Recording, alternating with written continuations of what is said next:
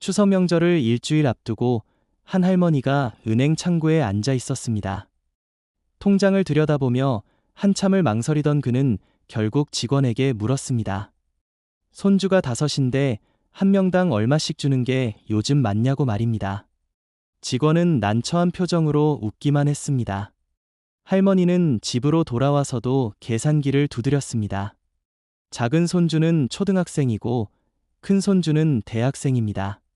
똑같이 줄 수도 없고 차등을 두자니 섭섭해할까 걱정이었습니다. 결국 그는 며느리에게 전화를 걸었고 돌아온 대답은 충격이었습니다. 요즘은 최소한 10만 원은 주신다고, 대학생은 50만 원도 받는다고 했습니다. 할머니는 전화를 끊고 한참을 멍하니 앉아 있었습니다. 이 이야기는 지금 이 순간에도 전국 곳곳에서 벌어지고 있는 현실입니다. 추석이 다가올 때마다 조부모들은 고민에 빠집니다. 손주들에게 용돈을 얼마나 줘야 할지, 너무 적으면 인색하다는 소리를 들을까, 너무 많이 주면 경제적으로 버거울까, 이런저런 생각에 잠을 이루지 못합니다. 그런데 정작 중요한 것은 금액이 아닐 수도 있습니다. 오늘 이 이야기를 끝까지 들으시면 여러분은 용돈 고민에서 해방될 뿐만 아니라 손주들과 진짜 의미 있는 명절을 보내는 방법을 알게 되실 겁니다. 먼저 현실적인 이야기부터 해보겠습니다.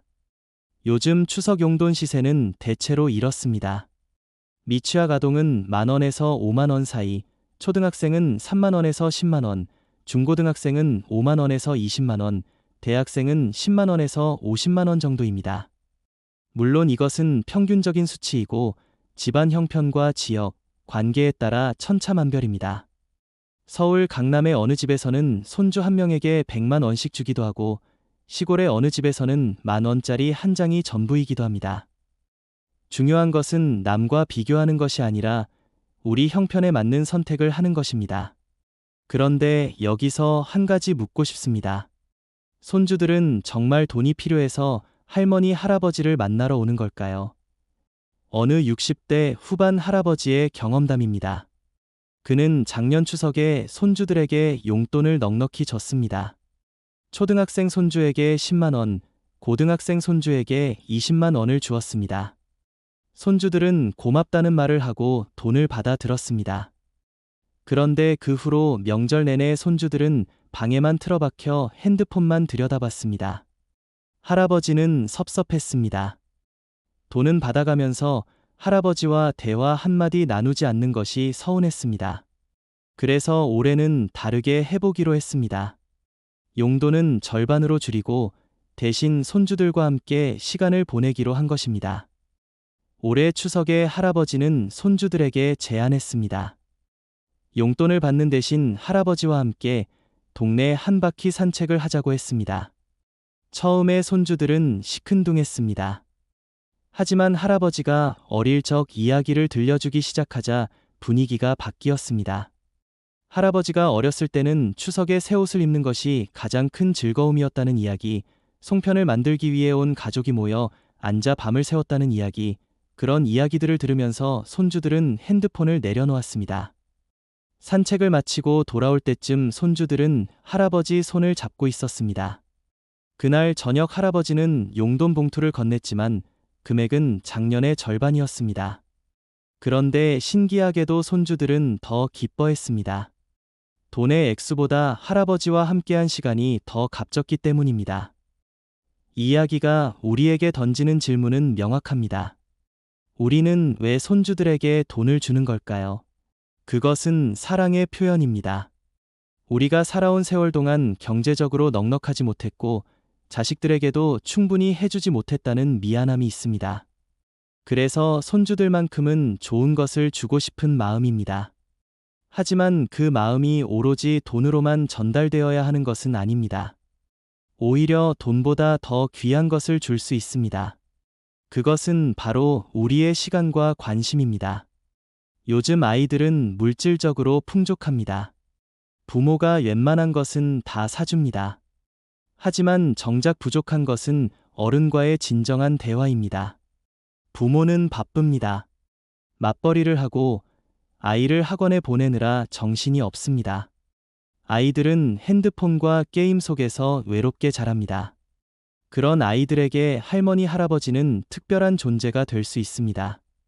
천천히 이야기를 들어주고 재미있는 옛날 이야기를 들려주고 손을 잡고 함께 걸어주는 그런 존재 말입니다. 어느 70대 초반 할머니는 추석마다 손주들과 송편을 만듭니다. 밀가루 반죽을 치대고 소를 넣고 모양을 빚는 과정을 함께 합니다. 처음에는 손주들이 귀찮아했습니다. 하지만 해가 거듭될수록 그 시간을 기다리게 되었습니다. 송편을 만들면서 할머니는 옛날 이야기를 들려줍니다. 전쟁 때 피난 갔던 이야기, 할아버지와 처음 만난 이야기, 자식들을 키우면서 겪었던 어려움 같은 것들입니다. 손주들은 그 이야기를 들으며 역사를 배웁니다. 교과서에서는 배울 수 없는 살아있는 역사를 말입니다. 송편을 다 만들고 나면 할머니는 용돈 봉투를 건넵니다. 금액은 많지 않습니다. 10,000원짜리 몇 장이 전부입니다. 하지만 손주들은 그 돈을 소중히 여깁니다. 할머니와 함께 만든 송편과 함께 받은 돈이기 때문입니다. 물론 현실적인 문제도 무시할 수 없습니다. 요즘은 물가가 많이 올랐고 아이들도 돈의 가치를 압니다. 너무 적은 금액을 주면 실망할 수도 있습니다. 특히 대학생 손주들은 등록금과 생활비 걱정이 많습니다. 그럴 때는 적절한 선에서 용돈을 주되 그 의미를 함께 전달하는 것이 중요합니다. 단순히 돈만 쥐어주는 것이 아니라 이것이 할머니, 할아버지의 사랑이고 응원이라는 것을 말로 표현해야 합니다. 한 할아버지는 손주에게 용돈을 줄 때 이렇게 말했습니다. 이 돈은 할아버지가 한 달 동안 모은 돈이라고, 손주가 공부 열심히 해서 좋은 사람이 되기를 바라는 마음으로 주는 것이라고 했습니다. 손주는 그 말을 듣고 울었습니다. 돈의 액수는 50만 원이었지만 그 안에 담긴 마음은 그 어떤 금액으로도 가늠할 수 없었습니다. 손주는 그 돈을 함부로 쓰지 않았습니다. 정말 필요한 책을 사는 데 썼고 남은 돈은 모아두었습니다. 그리고 다음 명절에 할아버지께 작은 선물을 사드렸습니다. 할아버지는 그 선물이 세상에서 가장 값진 것이었다고 말했습니다. 여기서 우리가 알아야 할 것은 용돈의 액수가 아니라 주는 방식입니다.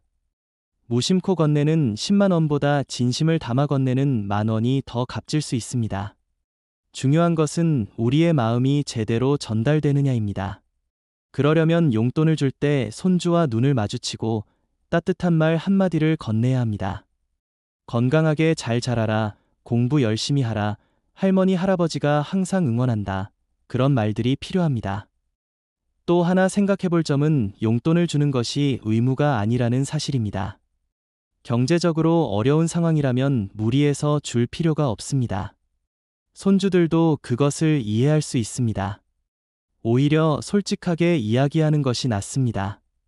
할머니, 할아버지도 형편이 어렵다고 대신 다른 방법으로 사랑을 표현하고 싶다고 말하면 됩니다. 진심은 통하게 되어 있습니다. 어느 할머니는 용돈 대신 손주들에게 편지를 썼습니다.